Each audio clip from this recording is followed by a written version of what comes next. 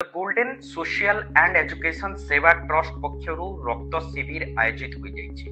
मुख्य अतिथि भावे समाज सेवी श्री वैकुंठ नायक, युव नेता मुकेश शर्मा, समाज सेवी श्री उमेश शर्मा जोगदे कार्यक्रम को आगु बढ़े।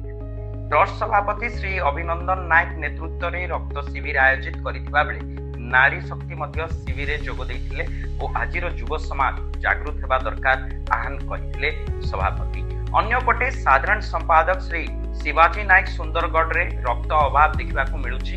एथिपई आज ट्रस्ट सदस्य एवं समस्त सहयोग रे रक्तदान शिविर करने सहित केमिति शहर रे रक्त अभाव दूर कराजिवो प्रयास करथिले बोली कहिथिले। एही शिविर रे 30 यूनिट होइतिबा बेले ट्रेजरर देवदत्त दास, प्रकाश साहू, प्रणव माझी, सुब्रत नायक, संतोष साहू प्रमुख उपस्थित रे ए शिविर आयोजित करा जायतिला। आपण देखुछंती मो ना शिवाजी नायक सुंदरगढ़। आज आम the golden society and education trust सेवा तरफ आज आम रक्तर अभाव ग्रीष्म मास बहुत देखा आम गोटे छोटिया प्रयास करूँ। आमर ट्रस्ट सदस्य माने और सभ्य माने समस्ते आसिक आज रक्तदान शिविर रक्त भंडार रक्तदान करी आगामी दिन रे जो आम रक्त अभाव जानी आम आज ब्लड डोनेशन कैंप गोटे आयोजन करूँ। जी ये रक्तदान शिविर रे समाजसेवी वैकुंठ नायक, मुकेश पुरोहित, उमेश शर्मा जोगदान अतिथि भाव जोगदान करते।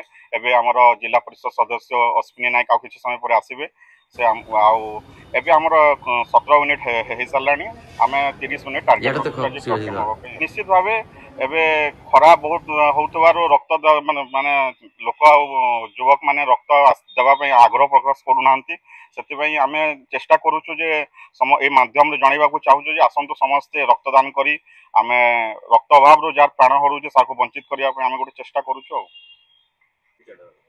मो ना अभिनंदन नायक। आज जो कार्यक्रम आम ए रक्तदान शिविर आयोजन करूँ। आगामी दिन में आम आहरी बहुत समाज सेवा करने चेष्टा करुचु और एम रक्तदान शिविर में युवपीढ़ी योगदान देइछंती। ता संगे आमर जो नारी शक्ति अच्छा से माने जोग देइछंती और आम आग को बहुत माने भल भल कम गुड़ाक आमर अच्छी जहाँकि आम पदक्षेप नहीं कि समाज सेवार लगेबू। आम सब बेले चेष्टा करूँ युवपीढ़ी केमी भल रास्ता जी से माने केमती मैंने भल चिंता भल चिंता करा से माने भल रास्ता जाई आग को जो भल भल कम आम साथ जड़ित हे आम से विषय जोगाजोग करके आम माने ये मिसाबा चेष्टा करूँ।